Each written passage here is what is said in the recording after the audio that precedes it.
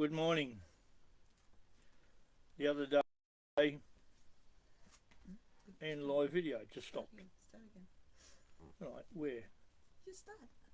There you are. You start talking, darling. Alright. Bit of problem here with a bit of technology, but we'll get there. The other day I watched the video. That video was from Anne Toomey. Professor Anne Toomey, according to her. She has an AO after her name, so obviously she's doing the right thing by the government. If you call them our government, because we don't have one, we have a parliament. Right, now I've got to lift my voice because the problem is people can't hear. This video is being recorded and it will be sent out on two different methods, for a reason being in case somebody decides in their wisdom to cut us off, because it's got to stop. Now, what happened? Anne Toomey came on here on the video and she made a lot of claims and statements based on questions put to her by a young bloke from Western Australia with curly reddish hair, and somehow he is involved in the constitutional process of this country, albeit not lawful, according to me and according to some others. They put questions pre-arranged to each other. Obviously, the answers came from documents in front of Anne Toomey or from a computer face that she was looking at. When she was sitting there, she pointed to, above her left shoulder, a row of books, which were the record of the constitutional conventions in black books. Not once did she pull one out and refer to it. She just said they were the constitutional conventions, and they were all there in that book. Well, good luck with that.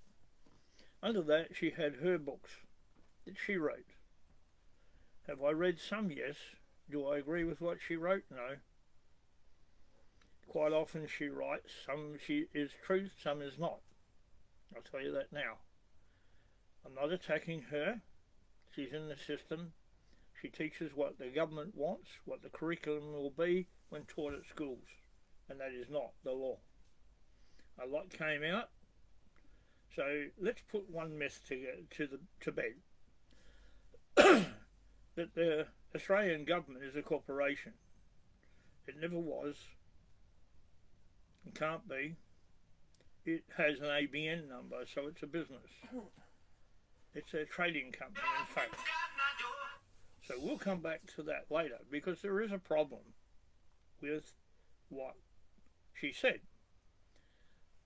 The Commonwealth of Australia Proprietary Limited is registered on the US Securities Exchange Commission, not the Australian government.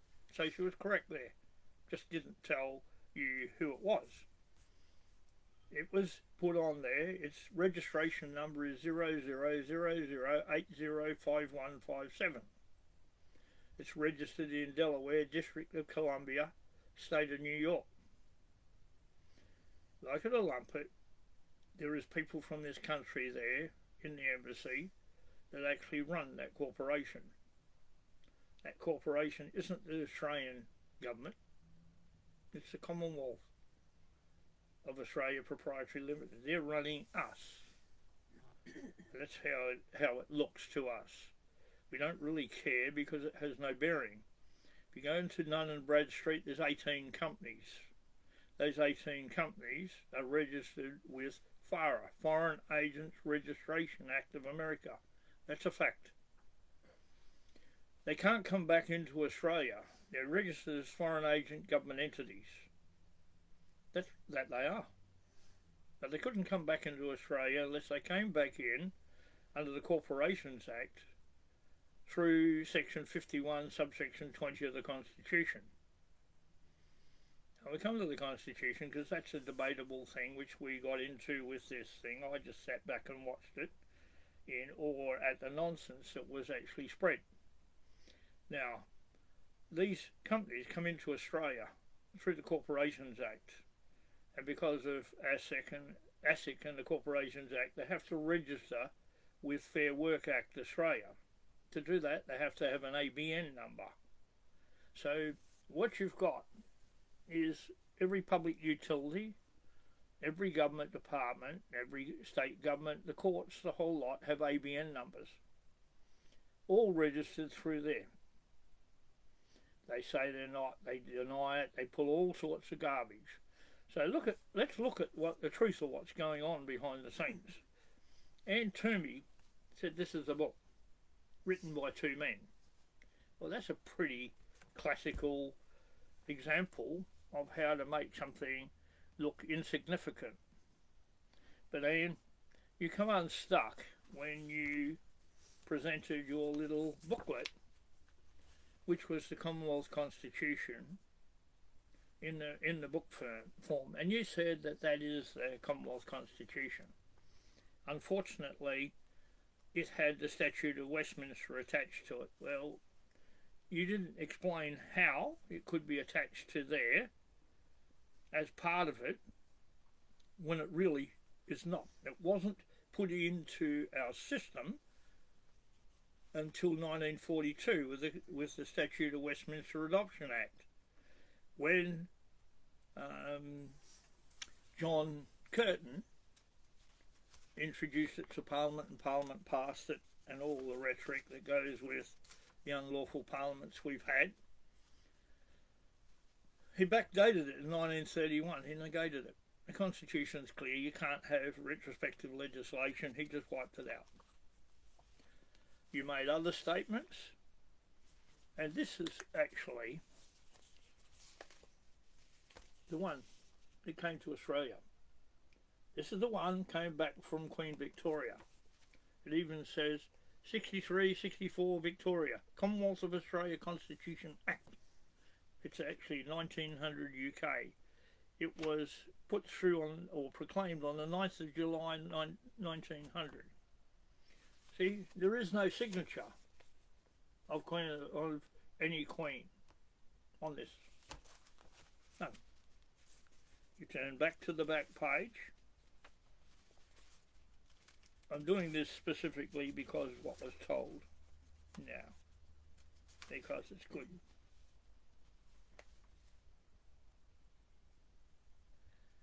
And after the oath on the back, it says who it was done. This was put in place with a letters patent on the 29th of October 1900. And I'll bring it to your attention. Your little document says it's got the index in the back of it. Well, sorry, the correct one has the index on every page, as do most British Acts.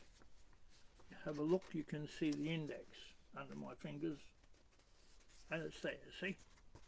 Right there, the index of each section. The reason I'm doing this, because a lot of statements were made by you. Now, in relation to the states, this is a constitution put in place by Western Australia, that federation. 32 sections missing. Who said they could? So we'll come back to that in a minute. This is a letters patent for the Office of Governor. Notice the text next to it, the index.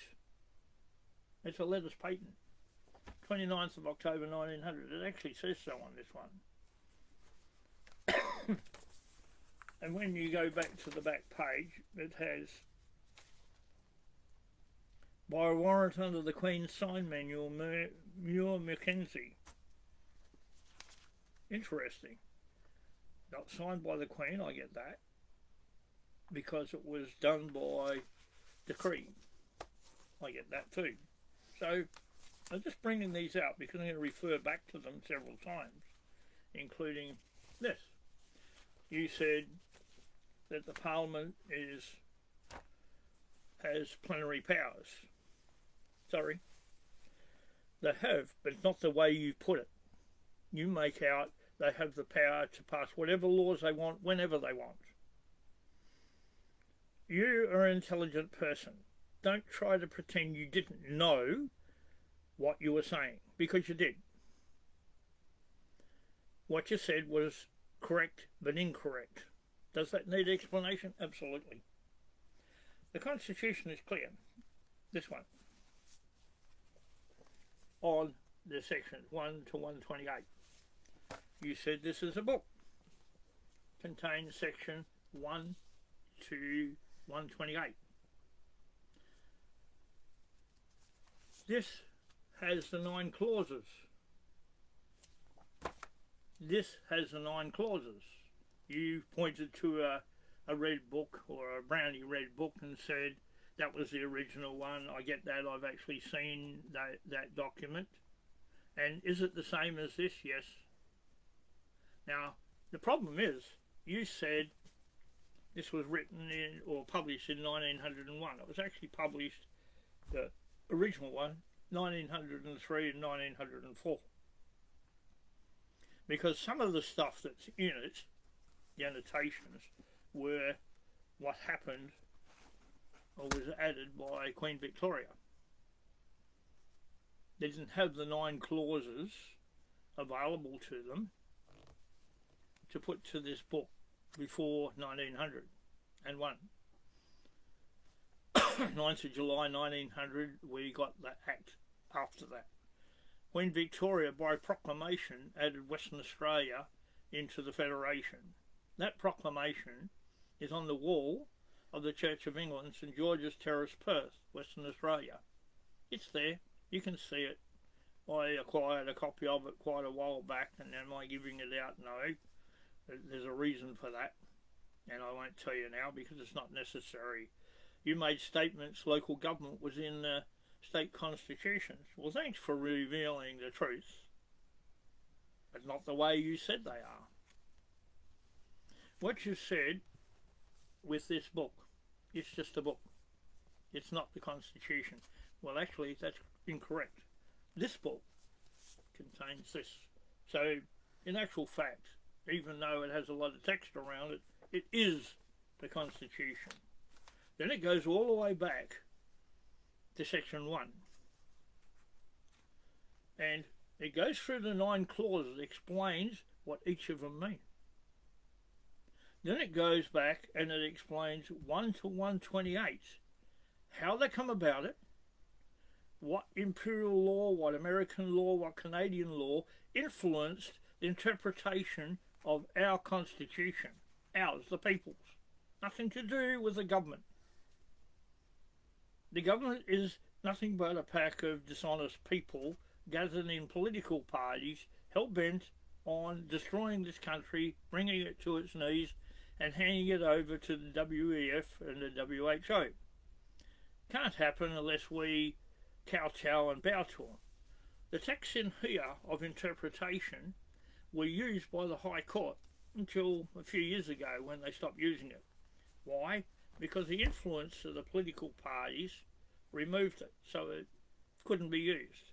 1979, the alleged Parliament of this country produced the High Court of Australia Act, clearly destroying the separation of powers between the Parliament and the judiciary of this country. Is it true? Yes, absolutely is. When you look at the Cable decision, known as the Cable Principle, paragraph 52, it says all courts are part of a federal judicial system with the High Court at its summit. Correct. This book, in the annotations, which you have allegedly in your black books you had sitting up here over your left shoulder, if they don't contain the annotations in here and the interpretations of each section, then those books are like every other bit of garbage that comes from the government. Nonsense. Now, let's go back to this book. This book was interpreted. The two men, as you call them, and this book, as you call it, this is the annotated Constitution of the Australian Commonwealth.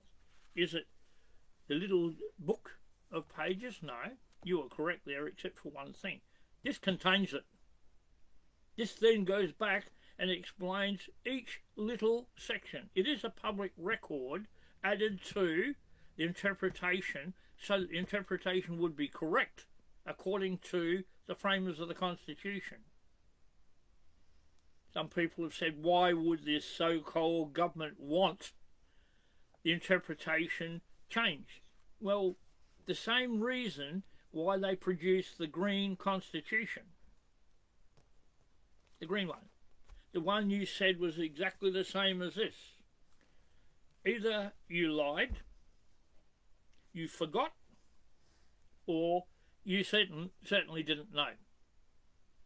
Because when you open the Green Constitution, it is not the same as this. There's so much that is different, it's unreal. Because it's not the interpretation of the people who put it together. It's the interpretation of the political parties, their lackeys, professors, so-called professors of law. It is a book of nonsense. That's why I refer it to the mucus constitution. Because mucus is a waste product of a human body, full of dead cells, dead viruses, because viruses don't live outside the body, apparently, according to experts. So don't quote me, the experts say it doesn't. It has germs in it, yeah. Germs that go in, come back out again. Who puts it out? Your body does. It's waste. It's rubbish. It has a value of nothing. That's what your Green Constitution has, a value of nothing. Now, you want to denigrate this one, you produce the truth. And the truth's coming out, believe me. I haven't finished. This is the Australia Act.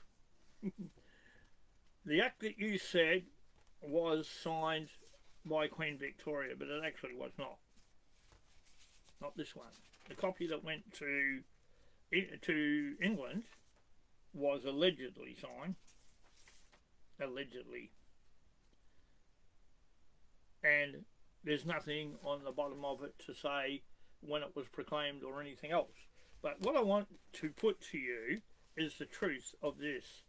This Australia Act went through the Parliament. And I'll get my glasses because I'm reading. I'm staying off reading for a reason. I'll come to that in a minute. And it says, an act to bring constitutional arrangements affecting the Commonwealth and the states into conformity with the status of the Commonwealth of Australia as a sovereign, independent and federal nation. It's not. It's not. So if you push that rhetoric, you are pushing lies. Whereas the Prime Minister of the Commonwealth and the Premiers of the States at conference held at Canberra on the 24th and 25th of June 1982 and the 21st of June 1984 agreed on the taking of certain measures to bring constitutional arrangements affecting the Commonwealth and the States into conformity with the status of the Commonwealth of Australia as a sovereign, independent and federal nation. And whereas in pursuance of paragraph 5138 of the Constitution, the Parliaments of all the states have requested the Parliament of the Commonwealth to enact an act in the terms of this Act. Be it therefore enacted by the Queen and the Senate and the House of Representatives of the Commonwealth of Australia as follows. Now, I'll stop it there because, really, this has exposed so many lies, it's not funny. Bob Hawke did take the Australia Act to England. He told the British Parliament, and it's a matter of Hansard in England, that the people of Australia had agreed. Did you? Did you know about it? You and Toomey said we don't need a referendum. Well, hang on. This is changing the whole status of Australia. But you were scared when this was put through. So you covered your butts, so to speak. But I'm not going to stop there. You didn't tell the truth. You didn't conform to the request of some of the politicians in England who said they would sign it. They would sign it, providing you provided the evidence that the people had agreed. And of course Bob Hawke couldn't do that. He couldn't do it because he lied. Misled and deceived the British Parliament. And you're trying to say termination of power of Parliament of the United Kingdom to legislate for Australia. Interesting. Legislative powers of parliaments of states. And it goes on until 5. Section 2 and 3 above are subject to the Commonwealth of Australia Constitution Act and to the Constitution of the Commonwealth, and do not operate so as to give any force or effect to a provision of an act of the Parliament of a state that would repeal, amend or be repugnant to this act. The Commonwealth of Australia Constitution Act and the Constitution of the Commonwealth, or the Statute of Westminster 1931 as amended and in force from time to time. It says the heading on there is Commonwealth Constitution, Constitution Act, the Statute of Westminster not affected. The Statute of Westminster was a fraudulent act backdated from 1942 to 1931. So it invalidated. It's a load of garbage. You reckon I'm telling the truth? Not telling the truth? We'll try it on. Now, I want to look at these because you get a fair idea.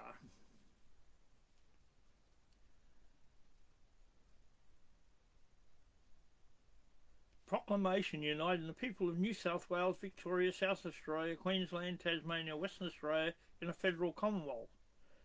Imperial Statutory Rules and Orders revised 1948, Volume 11, Australia, page 1027, 1900, number 722, at the Court of Balmoral, the 17th day of September 1900, present. The Queen's Most Excellent Majesty in Council. The following draft proclamation was this day read at the Board and approved.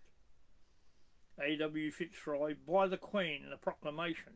Now, the reason I'm putting all this in here because the Queen doesn't just sign the front and it makes it into law. Some of what you put forward, Anne, to me. She doesn't sign it and then issue a proclamation. She signs it, given under our hand at Balmoral this day, and then she signs it on the bottom right-hand corner. That says she approved it after the Parliament has, and it wasn't, and still isn't, and can't. Now, you've got all your constitution here. This is in, and by the way, this is the political parties' first go at changing the constitution according to what we say. Now, the reason I'm going back here to point something out to you.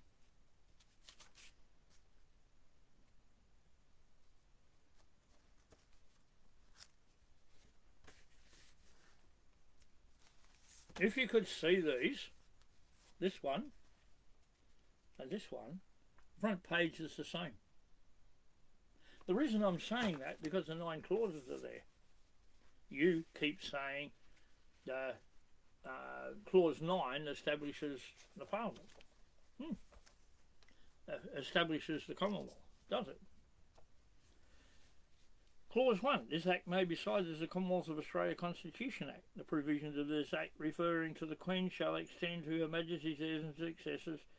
It shall be lawful for the Queen, with the advice of the Privy Council, to declare proclamation that on and after a day herein appointed, not being later than 1 year and all that, the Commonwealth shall be established and the Constitution of the Commonwealth shall take effect on and after the day so appointed. Now, Clause 5. This Act and all laws made by the Parliament and the Commonwealth under the Constitution shall be binding on the courts, judges and people of every state and of every part of the Commonwealth, notwithstanding anything in the laws of any state, and the laws of the Commonwealth shall be enforced on all British ships and all that. The Commonwealth shall mean the Commonwealth of Australia as established under this Act. The states shall mean such of the colonies of New South Wales, New Zealand, Queensland, Tasmania, Victoria, Western Australia and South Australia, including the Northern Territory of South Australia, as for the time being are parts of the Commonwealth, and such colonies or territories as may be admitted into or established by the Commonwealth as states, and each of such parts of the Commonwealth shall be called a state. Originating states shall mean states that are parts of the Commonwealth at its establishment. And then it goes down. So The Federal Council of Australia Act 1885 is hereby repealed, but so as not to affect any laws passed by the Federal Council of Australia and enforced at the establishment of the Commonwealth. Any such laws may be repealed as to any state by the Parliament of the Commonwealth, or as to any colony not being a state of the Parliament. Now, and after the passing of this Act, the Colonial Boundaries Act 1895 shall not apply to any colony which becomes a state of the Commonwealth, but the Commonwealth shall be taken to be a self-governing colony for the purposes of that Act. Now, there seems to be slight discrepancies here, and the reference to New Zealand in Clause 6. So, and you referred to as, they didn't actually go into federation. Well, actually they did. Now, the Commonwealth shall mean the Commonwealth of Australia as established under this Act. The states shall mean such of the colonies of New South Wales, New Zealand, Queensland colonies. The reason they put New South Wales and New Zealand together: Queensland, Tasmania, Victoria, Western Australia and South Australia, including the Northern Territory. Now, what this has revealed just now is that this book, put out by the federal government in 1986 with the Australia Act, removed New Zealand. And you're trying to say, New Zealand didn't become part of Australia, but it actually was part of New South Wales, and still is, until we remove it. The people in New Zealand and the people of Australia. You can put what you like, but Clause 6, the Commonwealth shall mean the Commonwealth of Australia as established under this Act.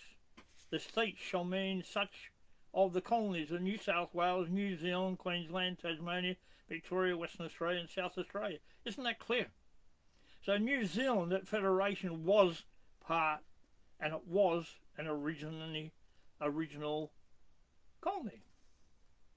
And you said it never came into Australia. Yes, it did. They actually had a seat in the Parliament of New South Wales because it's part of New South Wales. Has it been taken out? Apparently, yes, according to your book. According to your book. What do you call that?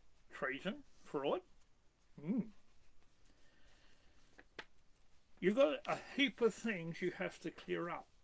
And to me, and start off with, you said local government was in the Constitution. Yes, it is. It was in the state constitution prior to federation. And as I said, not in the form that you put it to. Did it continue after federation? Yes. But the colonies became states in the meantime. Under Clause 7, all the acts that they had authority to make were wiped out by Clause 7. Look at 5138 that you used to create the Australia Act, according to you.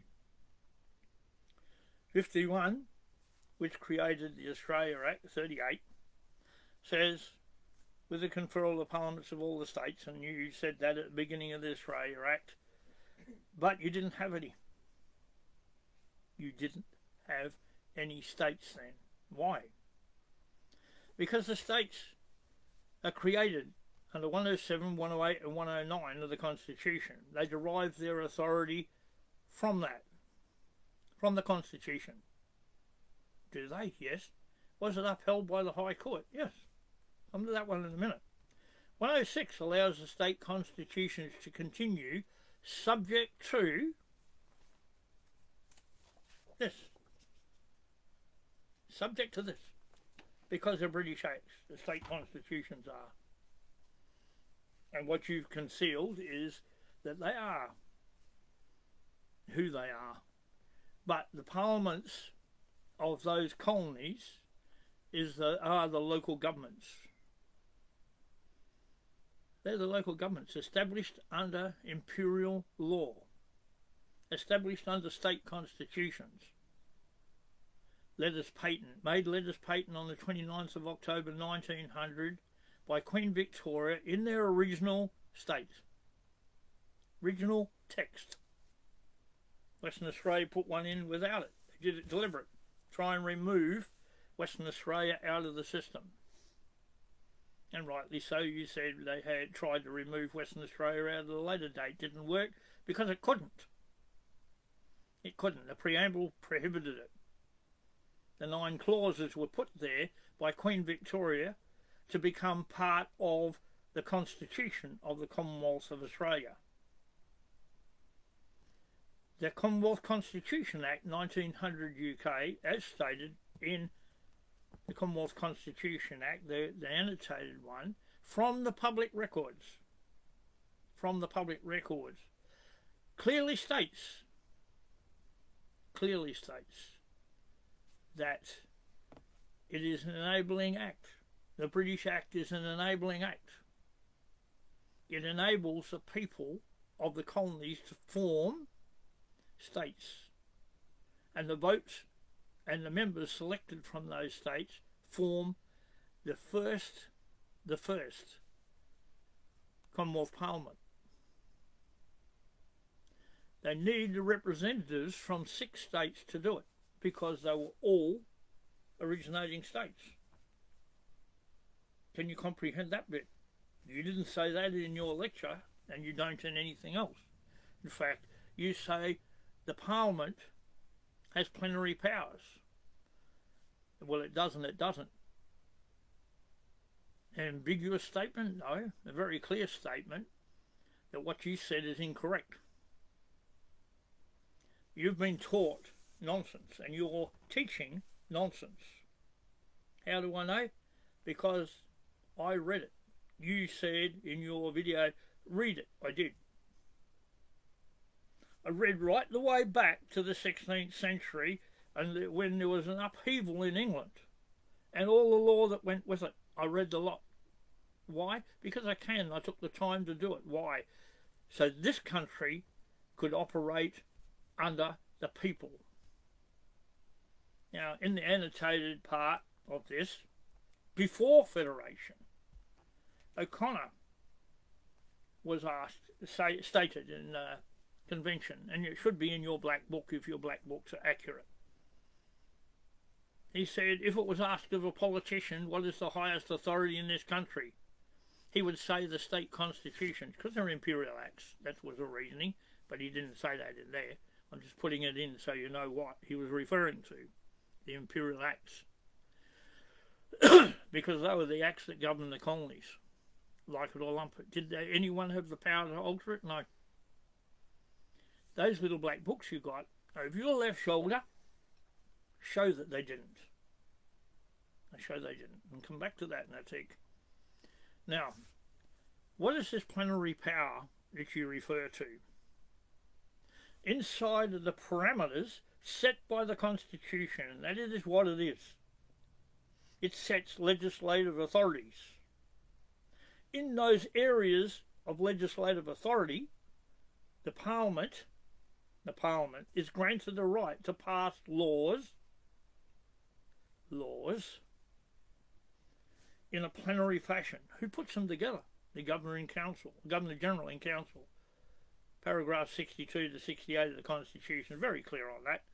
You don't have to be too bright. If you don't understand that, read it.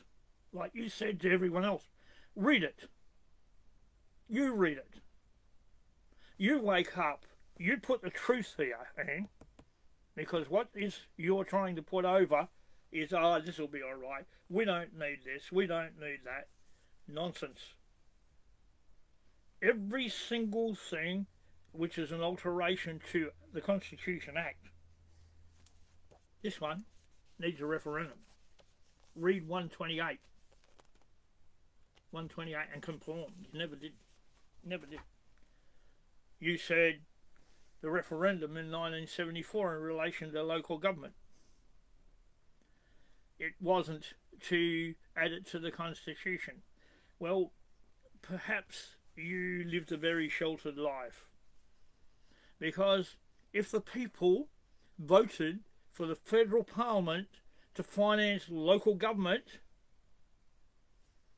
listen to what I'm saying, to finance local government, then by doing that we would approve the existence of local government. Can you see that? Or is that beyond your intellectual ability? No, I don't believe it is. I believe you know exactly what I've just said.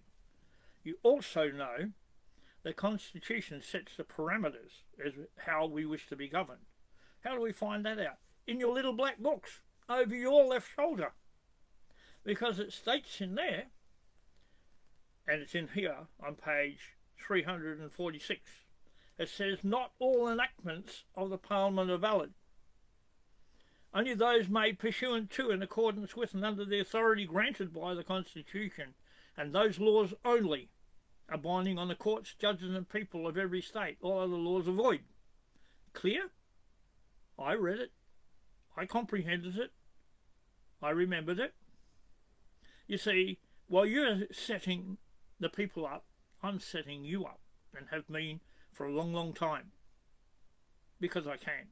And I'm allowed to. Because there's two issues. One is lies, the other one is truth. I'm putting truth. I'm backing mine up with decisions of the High Court. Are you bound? Is the state constitutions bound? Do they have plenary powers? No. No. Does the High Court decide that? Oh yeah. Go to HCA 39 of 1915. Sir Samuel Griffiths. Oh, one of the people who wrote the Constitution. At paragraph 148, he said, here you find section 106 binds the state constitution and all laws made pursuant to it to the overriding authority of the Commonwealth Constitution. Clear? Don't believe me? Read it. HCA 39 of 1915. Clear as a bell. All ABN companies in this country trading companies? Go to HCA 11 of 2015. Go there and read it. The Queensland Rail case. Don't try to find gobbledygook ways of getting around the decision of the High Court, because that would be criminal contempt of the High Court, and you don't want to do that, do you, Anne Toomey? And that clearly states, if you've got an ABN number, you provide services for money, then you're a trading company. Why did it say that? Go back to what Howard did, 1996. He proved what I've just said is correct. He made every charity, every religion, no matter what, have an ABN number. Because somehow religions provide services for money. So he regulated against God. Why? That doesn't make sense. Because you can't tax the crown. And he threatened them, if they preach against the government from the pulpit, they'll go through and hit them with all the GST outstanding. Why? Why would they do that? Because they want an ABN number there to tie them to Rome under the Unidroit Treaty of Rome. Another issue you said, Gough Whitlam couldn't change the curriculum of the schools. He did. He removed the constitutional studies from there for a purpose, so the kids wouldn't learn, so that people like you could teach your version. And that's exactly what you're doing, teaching your version, not necessarily the constitutional version, because it's not correct. It's not correct. Did he do it before? Yes, he signed the Unidroit Treaty of Rome. Who told him he could do that? If we believed that what he did was correct, it would overturn the revolution in England in the 16th century and put the Church of England out and the Church of Rome back in, which is what they want, which is what the Freemasons want, the Fabians want, and a lot of other religions. It's what you want. Controlled by the Vatican. It was rejected in the 16th century in England. And what came out of that was a coronation oath of the Queen. Had to be correct. Or the King, or whoever. The oath of allegiance come out of 1 William and Mary. Is it law in this country? Yes, it is. It's in our constitution. It's part of it. Even in your little blue book of nonsense that you call Constitution 1986, it states that very, very clearly, the oath of allegiance. And it goes from one person to the other, one monarch to the other, because the monarch is under the Church of England. Who ran England before then? The Roman Church. The bishops from England went to Rome, told them where to get off. And they didn't like what you just wanted to do, or what the British Parliament wanted to do. They came back and they said, well, we don't believe that the Pope is God on earth, and they broke away from the Church of Rome. And they become archbishops. Basically a similar religion without the idol worship and everything that's in the church, the Catholic Church. And that's not an attack on the Catholic Church. They have idols there, they worship them, that's their business, and I'm not attacking that, nor would I. You can have whatever idols you like, as long as you know at the end result you're going to pay for doing it. But let's get back to what's going on. I said, and it's true, local government is in the state constitutions, but not in the format you said. Not in the format you said. Local government is the state parliaments. Every law they pass is a bylaw to the federal parliament. How do you get that? In this, it'll explain it so clear by the people who framed the Constitution. See, Dr. John Quick and Sir Robert Garran put this together. They were two of the framers of the Constitution with all the others. It isn't written by two people. It's actually the public record, which is your black books, of the constitutional conventions. Is there one in the 1988 Constitutional Convention? No. Why not? Because it didn't involve the people and didn't involve anything lawful. And the end result was nonsense. Now let's go back to local government. Local government is the state parliaments. This book, page 936, the 8th line down, says you can have municipal authorities and local government. Two separate entities. Why? Because the local government is your state parliament. Every law passed is a bylaw to a federal law. Go back to 107, 108 and 109. It establishes the states subject to the Commonwealth Constitution. How? They draw their authority referentially to that Constitution. How? It's a subservient parliament. In this book, you'll find it. You should read it, Anne Toomey. Read this book and comprehend what the framers were actually saying, as if you don't already know. I suspect you do, and have gone and looked outside of that to change it to what you want. Well, the plenary powers are granted to each legislative authority granted to a parliament, and it's only in that area that they have the authority to pass laws inside that scope. Step outside that scope and there's nothing. Are they accountable to the people? Yes. Page 795, the 4th paragraph. Sorry, I get a little bit mixed with numbers and the dog barking outside, wondering who was coming, but they're not. Right, 795, the 4th paragraph, it says, if you exercise authority throughout the Commonwealth, you've got to state where in the Commonwealth the authority comes from. It refers to anybody who exercises authority under the Commonwealth. Who is the Commonwealth? We are. The Constitution establishes through federation the Commonwealth of Australia from the colonies.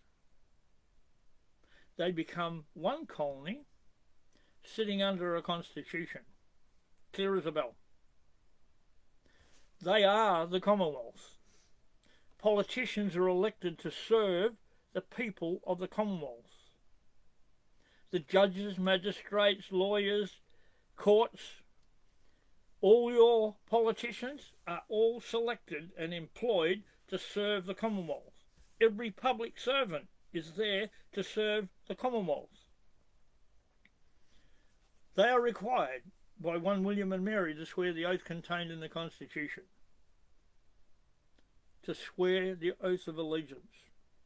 True? Absolutely is. They become then officers of the British Commonwealth and the Commonwealth of Australia, employed by the people who are the Commonwealth of Australia. They are two separate, joined together by the Constitution, which is an agreement between us and the Crown to federate under one Constitution. Clear enough? Do you understand it? I believe you do.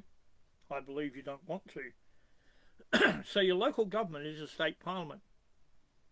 Now, get to the garbage that is operating with the blessing of the judicature and the governments of Australia that don't exist in law. Is there a government? Yeah, let's go to that before. Clarify that. The government, federal, is the executive, the legislature and judicature. There is a separation of powers between the executive and legislature, but that flows into one another through the Constitution. You can see that if you take the time to read it. But the separation of powers between those two and the judicature is absolute. What have we got an act controlling the High Court for?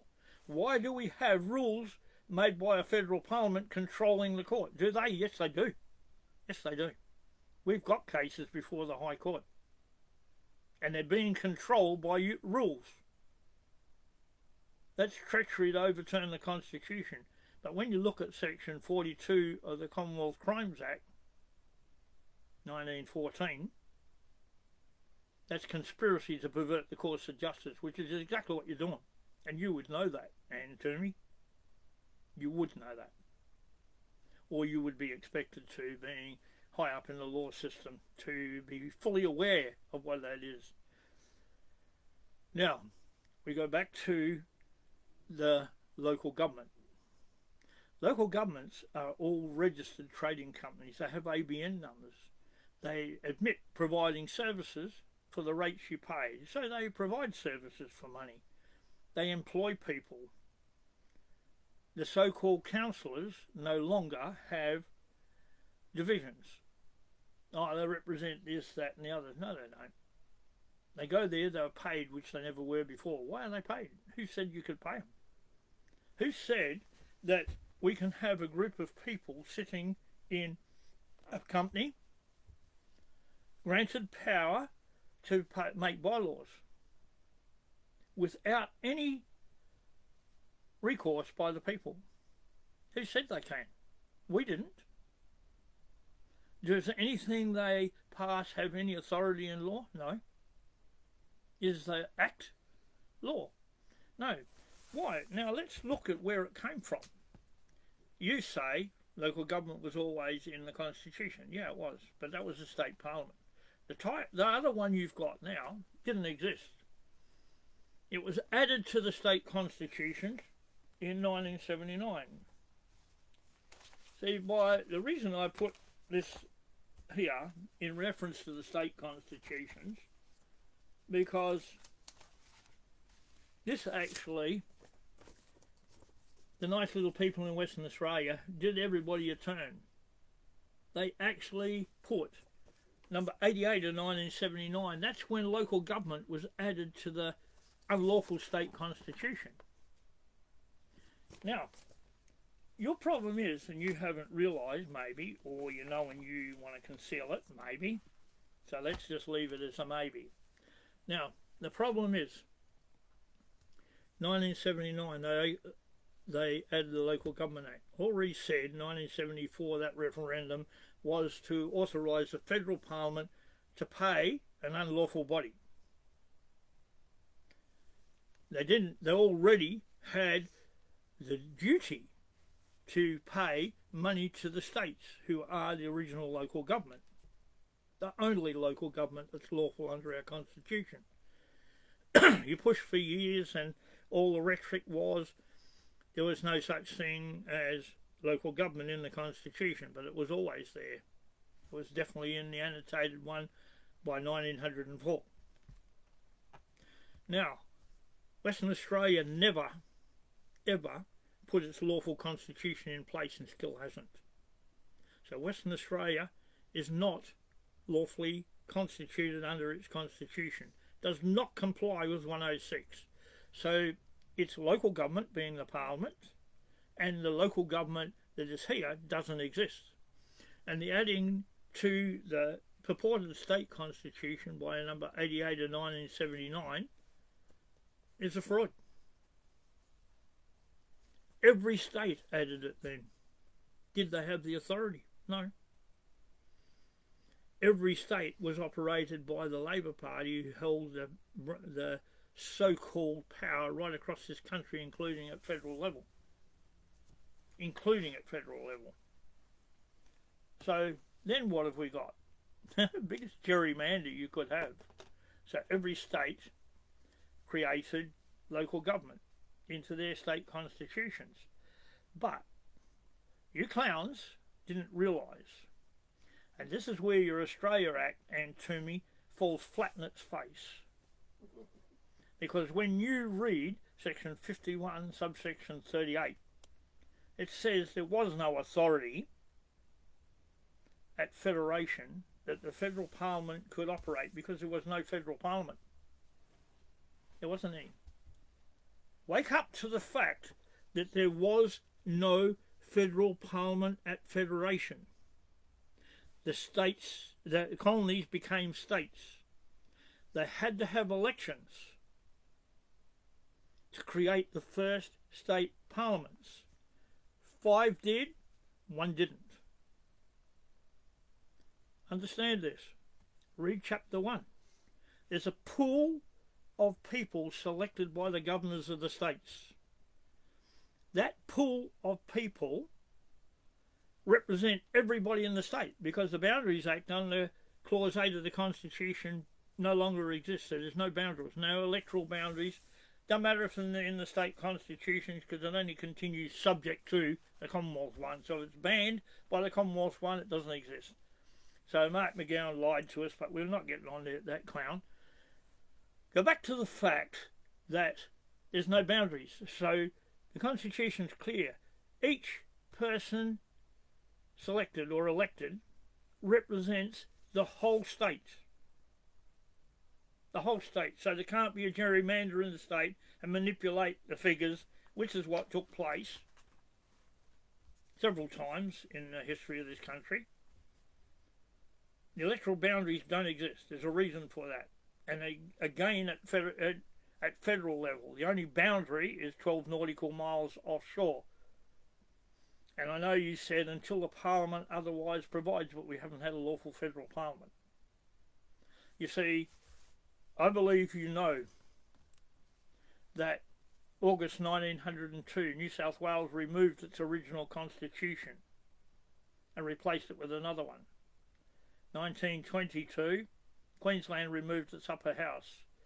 These, by the way, are taking out their constitutions, and they're taking out their states, their parliaments, their local government ability to pass laws. And it was done deliberate. 1934, Tasmania and South Australia removed theirs. Now, we now have to go back and look at 1975. Because in 1975, Victoria removed its wantonly, massively butchered constitution and replaced it with another one. So where did you get the conferral of the parliaments of the states? Listen carefully what I'm saying. Where did you get them to create the Australia Act? Where did you get permission to put that there? You didn't. There wasn't any states. There was the state parliaments are created under the state constitutions, subject to the Commonwealth one. Fact. You can't deny that. That's a fact. So where did you get them?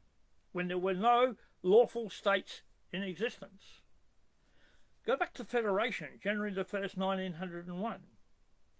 When all the states put their original constitutions in place.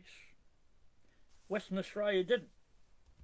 Was Western Australia an original state? Yes, I've read it. It's in your grub lying constitution. It's in this correct one.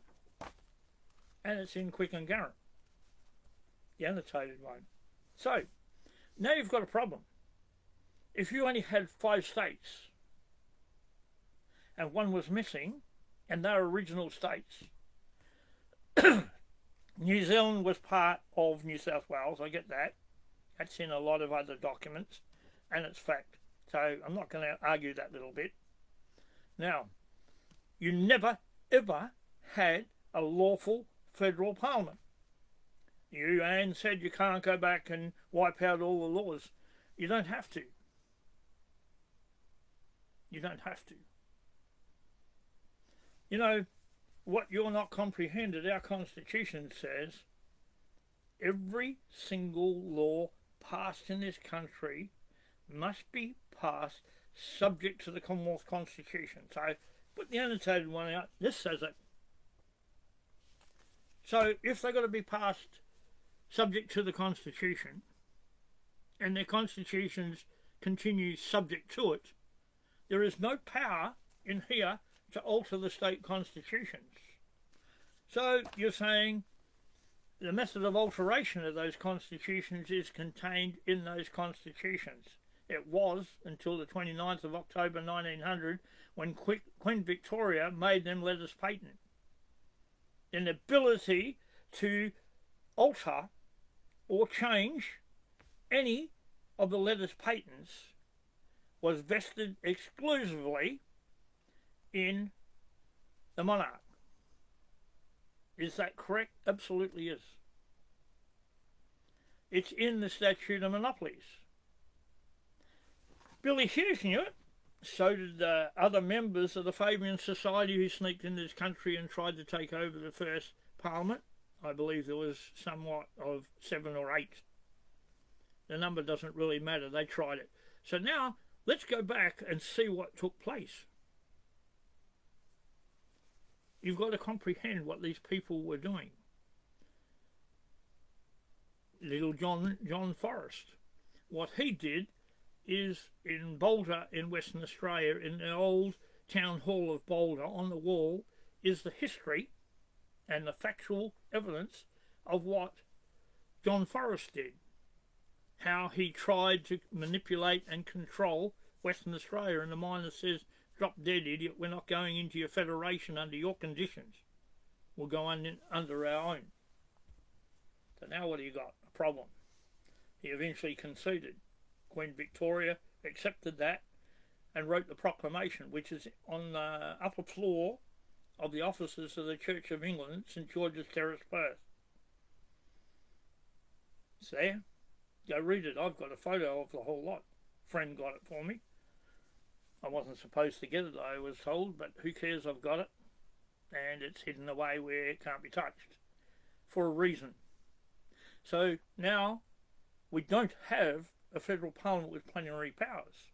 We actually don't have a federal parliament. Am I correct? Absolutely. Why? Because the Constitution says so. Our Constitution. Not your green one. Your green one's a load of crap. It has the Constitution 1 to 128. Then it has annotations by professors and politicians and all these brain-dead clowns that wouldn't have a clue what they're talking about.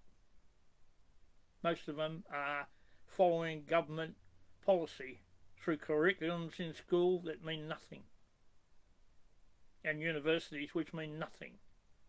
To study the Constitution completely and understand its application of authority, you would have to study it for a lot of years.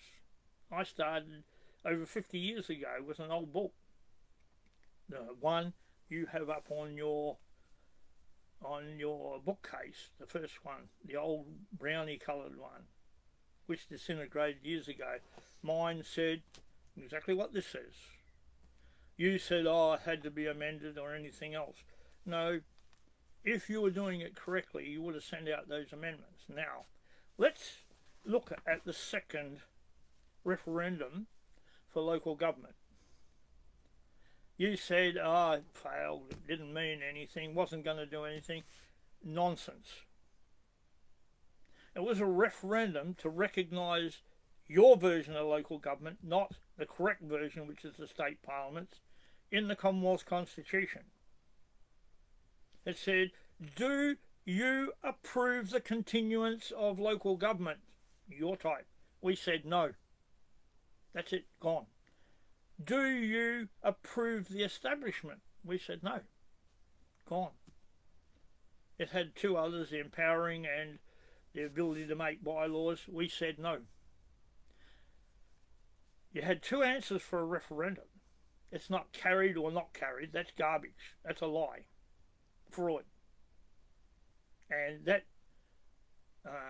supposition was put there by the federal parliament, which doesn't exist. Calling itself a government. It doesn't exist. Simple. Does not exist. So what actually the people said, no. And you said that is only the second one. I'm not going to argue how many times, because the third referendum was stuffed in the 1988 referendum, 1999 referendum for a republic. We accept Aboriginals were the first inhabitants of Australia, and for reasons I've said previously, they weren't and they aren't. We accept the rule of law. We already had one, total innocence. You've changed it, and you've changed our courts to courts of presumption. Don't care what you and your little red-headed mate Dave say. They are courts of presumption. I know that. I've been in them enough times to see what they do. You walk in there guilty whether you like it or not. The rest of it, I don't want to know about. It's nonsense. Now, let's get down to the crux of things. 1999 referendum, we voted to retain the Crown. Why didn't you put the Crown back? Why didn't you? Why didn't you dump the Australia Act, which is setting up a system as an independent sovereign nation, getting rid of Britain and the Crown, Western Australia getting rid of the Crown, all the states getting rid of the Crown? Why didn't you put it back? The people said, we wanted it. We didn't vote, oh, no to Republic, that's the end of it. No, we voted, no, you're not going to change it. We want to retain the Crown. Why haven't we got it? Simply because you are not listening to the people. You see, I don't know if you know it, but it has always been the Labor Party's policy to destroy the states. Every state constitution's gone, so they're not there. They have trading companies in their place. To destroy the states and put your so-called local government in there. Those local governments are dictatorial. They answer to nobody, to the authenticity of their bylaws. Are upheld by a judicature, which is another trading company. They got ABN numbers, look at your documents, proves it. So what you're actually doing is running this company with trading companies, registered with the Foreign Agents Registration and Foreign Governments Registration Act of America, as foreign agent government entities. Is there able to recoup any sort of justice through there? Yeah, you are. It's under the US Department of Justice. You can actually apply to them through the US Department of Justice and have the case dealt with on the papers, on the proof of evidence, and we've got plenty. Are we doing that? No. We've got documents in the High Court explain at great length what I've been saying all along. We do not have a system of local government like you're saying. To do that, it's theft. You take hundreds of millions of dollars from the people, you take their land, you remove it from fee simple, which alienates it from the Crown. If the Crown is the only way to tax land or have control over it through the Constitution, but it's not in there. If it is, then we don't own the land. If it's not alienated from the Crown, who owns it? Oh, the Crown owns it. No, the Crown owns the realm of Australia. Who's the Crown? God, in British law. Who's the monarch? God's representative. Put it in perspective and come up with the truth for once. This country is under the direct control of God. 1605, Pedro the Portuguese claimed it. How did he claim it? Oh, look at that. Torres raised the flag. That was his lieutenant on the western side of Cape York, Queensland. And it's now named Torres Strait after Lieutenant Torres, who claimed this as the great Southland of the Holy Spirit. Don't like that? Too bad. That's what it was claimed as. Oh, belong to this, belong to that, belong to... Yeah, right, good. Where was that? First Nation. The first nation ever recorded here is the nation established as the Federation of Australia and as the Commonwealth of Australia. The first recorded nation. The rest is nonsense. Don't try pushing it.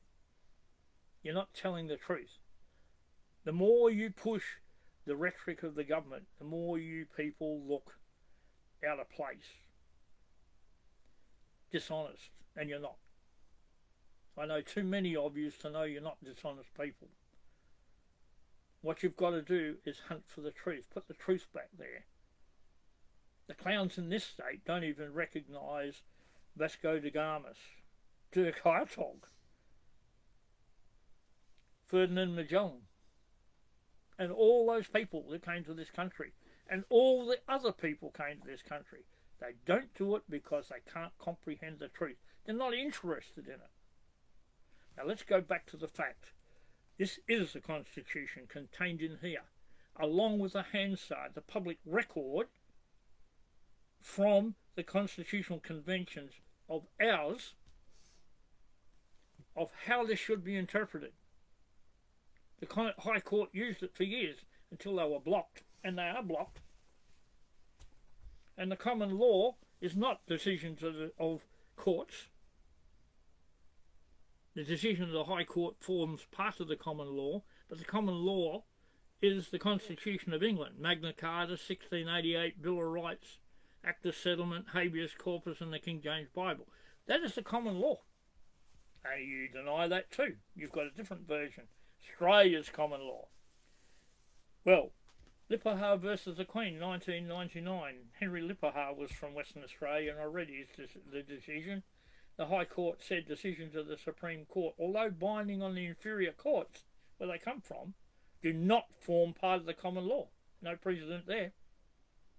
Don't form part of the common law. However, decisions of the High Court, once published, form part of the common law, and they're binding on the courts, judges, and people from every state. Where's the truth there? Right there in front of you. Are you going to look at it? No. They are all before the High Court. So what I'm going to do is I'm going to cut off here, because this is not the end of it. This is the start of the corrupt, treasonous, fraudulent lies that are pouring out of the mouth of people in high places. And to me, I'm not for 1 second accusing you of lying. I'm giving you the option. You either tell the truth, which is the Constitution, you put forward that truth, you admit to putting government rhetoric in there, or you are lying then. You choose. Your poison, you choose it. So you have a lovely rest of Sunday, because now you have exposed the lies. Who local government really is, the state parliaments. The ones you got, the people rejected them. No means no. No to the continuance, no to the establishment. If you can't get that through your head, go back to where referendums come from. States' proposal to the federal parliament. We've never ever had one. So where did you get permission for what you're doing? You had none. Can you tax land? Go to 5138. There was only 7 legislative areas ever exercisable by the Australasian Council, and even less by the colonies. All 7 are contained in section 51 of the Constitution. This one, the one you have a red ribbon around apparently, for want of a good explanation, Anyway, I don't care. The original one had a red ribbon around it, but it's not the one you got, not with the Statute of Westminster attached. So let's go have a look. Can all that be thrown out? It has to be. There's a lot of people asking a lot of questions. Abortion, climate change, the homosexual laws, all the rest of the stuff. I'm not going to answer that. I have answered most of that previously. I'm not getting drawn into arguments on small issues. The main issue is this country is not being lawfully governed. So Harry Gibbs said it's a lawless country. He was correct. He was absolutely correct. Not for the reasons he gave. Some of the things he said were not exactly kosher. So really, most of what he said was correct. Do I know what I'm talking about? And then to me, yeah, I read. I read every single one of these, cross-reference them in my head because I can, because the person that's behind me is a hugely amount more intelligent than all of us put together. And you'll never know because you're not looking. I found him a long, long time ago, and the truth of it, of what I'm doing. And we are going to defeat you. Why? Because the Bible says. You don't like what I'm saying? Too bad. You don't believe in the Bible? Your prerogative. Your prerogative. You'll never get what you want because it's already written. It's already determined. So you have a lovely weekend. That's it. I'm finished.